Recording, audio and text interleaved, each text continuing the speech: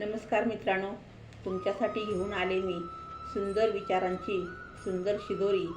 जेवणाबरोबर ही शिदोरी पण तुमच्या लाईफमध्ये आनंद निर्माण करण्यासाठी नक्की उपयोगी पडेल. शब्द हसवतात, शब्द रडवतात, शब्द भावनिक करतात, शब्द दुःख देतात, शब्द विरह निर्माण करतात, शब्द कधीकधी निशब्द करतात. हा शब्दांचा खेळ आपल्या जीवनामध्ये कायम चाललेला असतो. फक्त आपण बघत असतो शब्द कुठून कसा फेकला जातो आणि तो कसा झेलायचा, हे आपलं कौशल्य असतं. शब्दांच्या खेळीमुळं, शब्दांच्या मेळामुळं रामायण लिहिता आलं, महाभारत लिहिता आलं, अनेक काव्य लिहिता आली. एवढंच काय, आपलं जीवनसुद्धा शब्दांनीच भरून गेलं.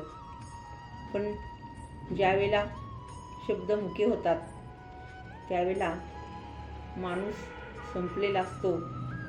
ज्यावेळेला शब्द जिवंत आहेत तोपर्यंत माणसाचं जीवन हासरं असतं. हिम्मत ही माणसाला बरंच काही देऊन जाते आणि हिम्मत ही स्वतःची स्वतः निर्माण करायची असते. खूप वेळा आपल्याला अपयश येतं, आपण खूप वेळा आपली हार होते, तरीसुद्धा आपण परत ती गोष्ट करत असतो. कारण सगळ्या गोष्टी हारल्या तरी आपण हिम्मत हारलेलो नसतो. कधीकधी आपण एकटे पडतो, पण आपण हिम्मत हारलेलो नसतो. हे बघून, आपली हिम्मत बघून परमेश्वरसुद्धा आपल्या पाठीशी उभा राहतो.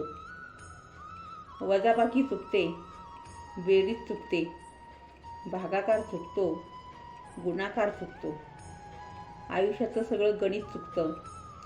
पण शेवटी ज्यानं गणित निर्माण केलं, जो गणित बघणार आहे तो परमेश्वर हे गणित चूक की बरोबर ठरवत असतो.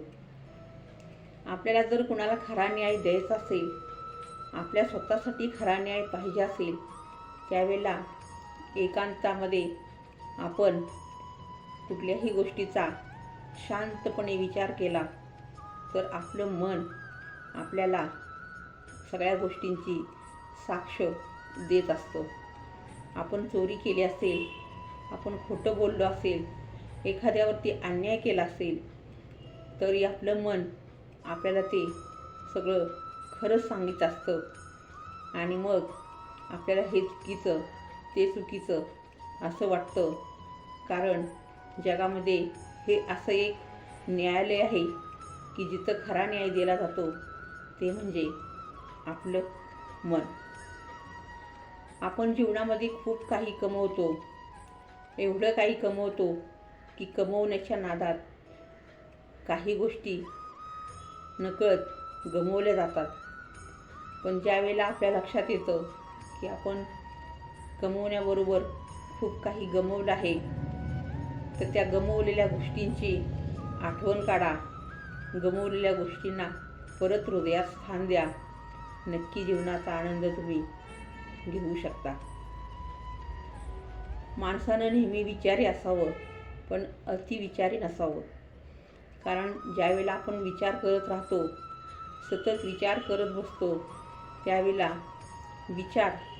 विचारांनीच आपल्याला संपवतात, काही करायला करून देत नाहीत. म्हणून विचार हे मर्यादित ठेवायला हवेत. कारण विचार करण्यापेक्षा कृती करणं हे फार महत्त्वाचं असतं.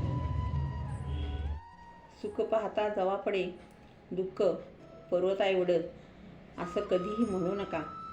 ज्यावेळेला दुःखाची थैली भरलेली असते, आपण त्या थैलीकडे बघतो, ती आपल्याला खूप मोठी दिसते. पण मनानं खंबीरपणा केला, ते स्वीकारायचं ठरवलं आणि त्या पिशवीला हात घातला, तर आपल्याला कळतं, अरे दुःख खूप हलकं आहे. कारण ते दुःख आपण मनानं स्वीकारलं पाहिजे. जसं आपण सुख स्वीकारतो, तसं ज्यावेळेला दुःख स्वीकारतो त्यावेळेला ते खूप हलकं वाटतं आणि ते लवकर नाश पावतं. आपण ज्यावेळेला एकटे असतो, आपण ज्यावेळेला एकांतात असतो, त्यावेळेला आपल्या भवितव्याचाच विचार करा. उगीच कुणाला तरी नावं ठेवण्यात आपलं मन गुंतवू नका. असं जर आपण केलं तर ते आपल्या जीवनातलं सर्वात मोठं नुकसान ठरू शकतं.